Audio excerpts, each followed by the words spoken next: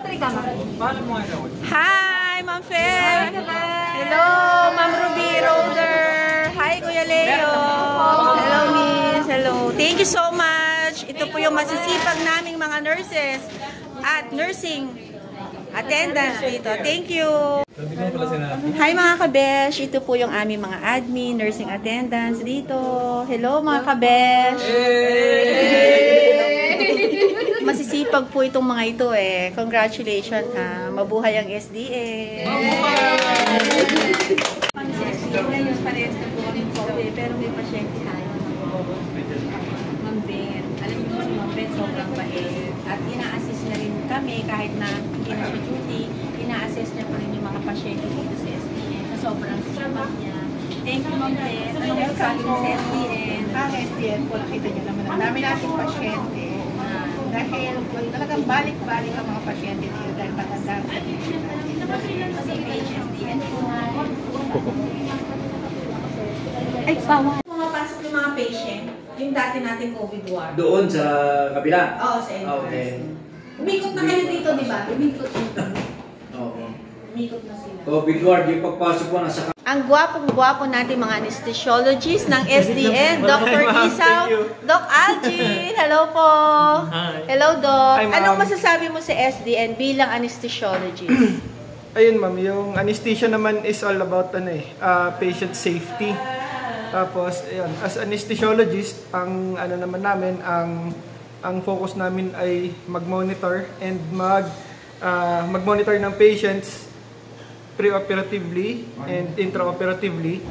Tapos ayun, mag-adjust ng pag-adjust ng care during surgeries nga and during surgery during surgery and after surgery dun pag nasa recovery room naman. We're very proud sa mga anesthesiologists ng SDN. Ang dami yung nagagawa, libreng-libre. Bakit nandito kayo sa TPH? Ayun ma'am, syempre, ano pa din, tulong pa din. Syempre, number one naman, tulong pa rin sa mga less fortunate. Kasi nga syempre, government hospital, ibig sabihin wala naman silang, kung may babayaran man sila, konting-konti lang kumpara sa private hospital. Ayun lang. Thank you, Doc. Nakaka-touch. Bakit hindi ka sumusuko sa buhay? Diyos ko! Ano? Bakit hindi ka sumusuko sa buhay? Bakit? Ay, syempre, may mga pangangailangan din tayo, ma'am. Ayun, ma'am. Thank you. At saka, I'm so proud na yung family mong mga ahas ay talaga namang kagalang-galang ng mga doctors at ang gaganda ng mga ipinakita nila dito sa Tarlac Provincial Hospital. Yes, ma'am. Thank you. Hi, Doc Algin. Hi. Kumusta po? I'm okay. Ganon din po kayo. Ano pong masasabi nyo sa SDN? Sa SDN? Bilang anesthesiologist po. Bilang anesthesiologist. So, as an anesthesiologist, malaking part, medyo malaki-laki yung part natin bilang anesthesiologist here at the SDN. Of course, sabi nga ni Doc Isaw, bilang safe anesthesia. So, not just us, no? We should have teamwork po dito sa hospital. So, hindi naman kailangan prepared po tayo sa lahat ng darating na mga pasyente, at saka dapat ma-meet natin lahat ng mga kailangan ng mga ating mga pasyente. Wow, congratulations. Thank you so much, Doc, ha? Yes, po. Bakit hindi po kayo sumusuko sa buhay? Dahil marami tayong mga pangarap sa buhay. Thank you very much, Doc. Thank you po. Thank you, God bless. Thank you po sa inyo ni Doc Isaw. Nagtago na po siya. Hi, Doc. Thank you so much po. Ating pong pedio consultant si SDN, ang mabait, yan, ang maganda, laging mabango, Dr. Lily. Hello, Doktora. Hello po, magandang hapon po. Hello, mga kabesh. Kumusta ka na? Okay lang po, ma'am. Kayo po. I'm so proud na tinanggap mo dito si SDN ang pagiging hospitalist. Doktora, ano po ang trabaho ng hospitalist? Bilang hospitalist po, ang ginagawa namin ay nagmamonitor ng mga pasyente na naka-admit po. At kung may magka-problema po, tinitingnan po namin po sila. Wow, And thank you. tinutulungan din po yung mga nurses pag-lead po nila ng health. Wow! Alam mo, galing siya sa service pero pinili niya sa aming magtrabaho si SDN. Although taga-Pampanga ka, Doktora. Opo. Oh, diba? So proud naman. Napaka-bait mo na pinili mo ang Tarlac. So, ilang araw ka nang nag-duty bilang hospitalist, Doktora? Twice a week po ako nag-duty. 24 hours po.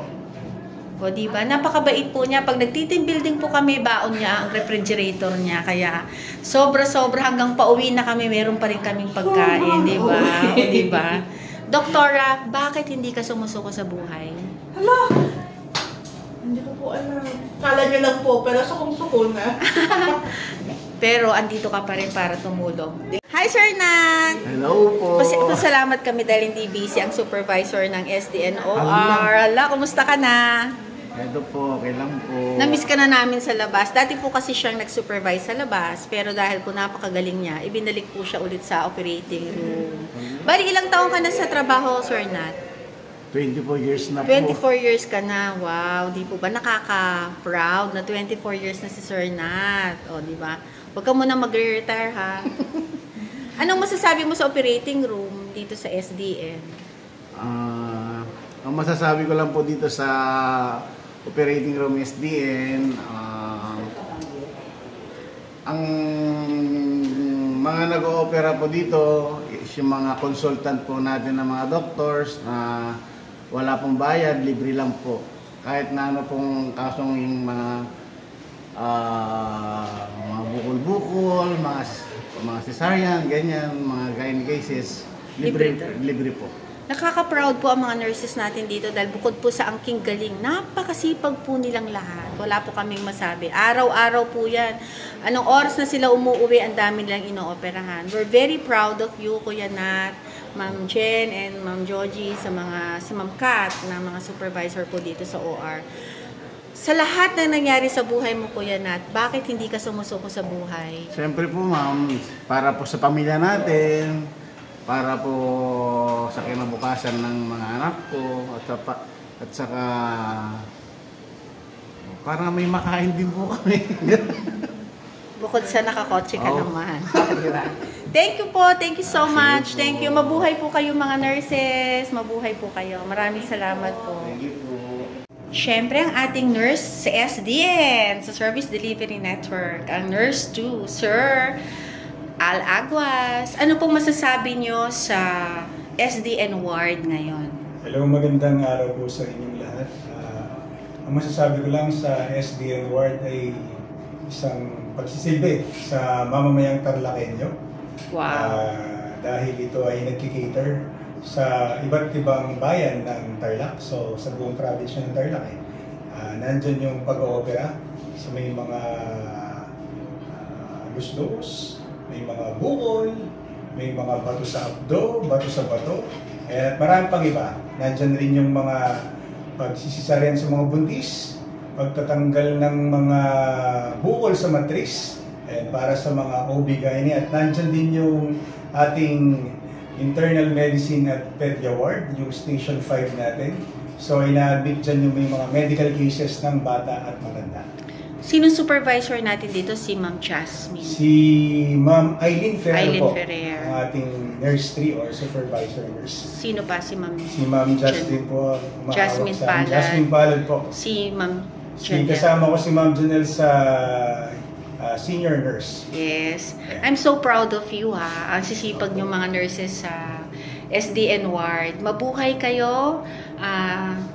Bakit hindi ka sumusuko sa buhay? Kasi po, calling natin tong mga nurses na kailangan po natin magsilbi sa mga tao sa paligid natin. Thank you.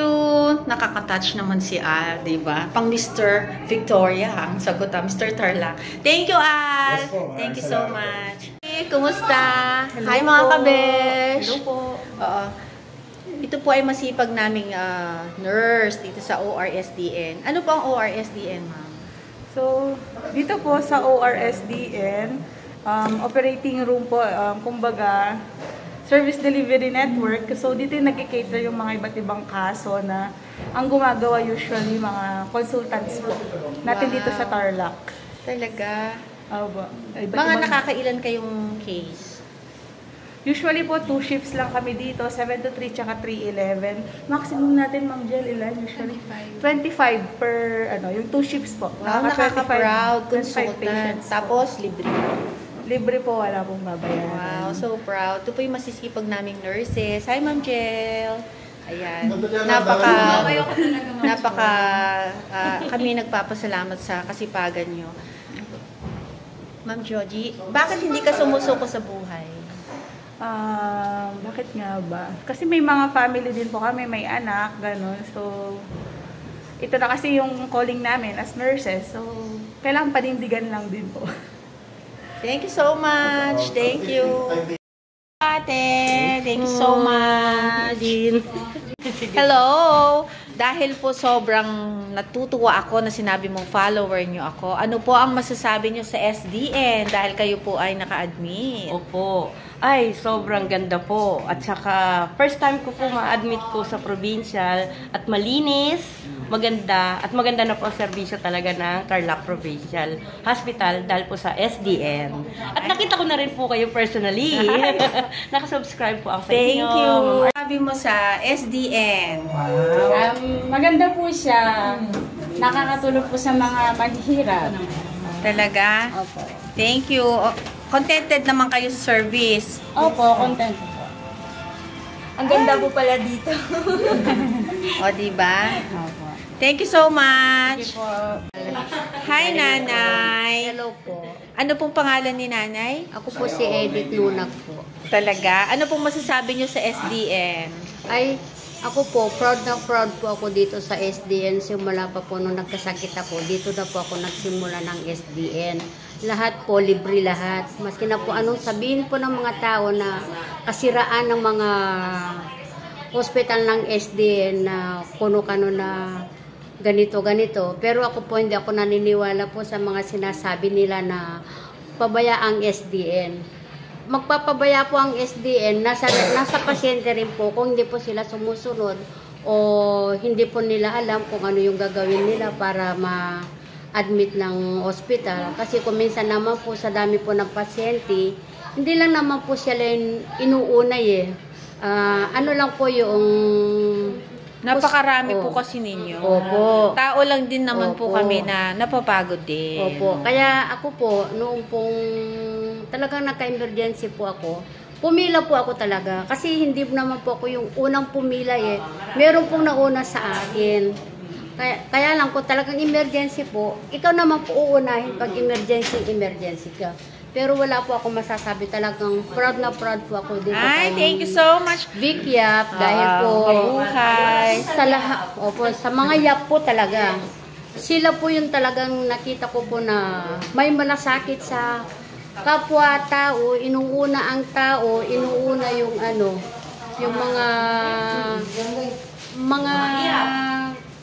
kailangan po ng mga tao na ano. Thank you, ate. Opo, kaya yung sabi po nila na Kaya dahil po, dyan, hindi nakikita ang mga Yap, pero marami pong nagagawa.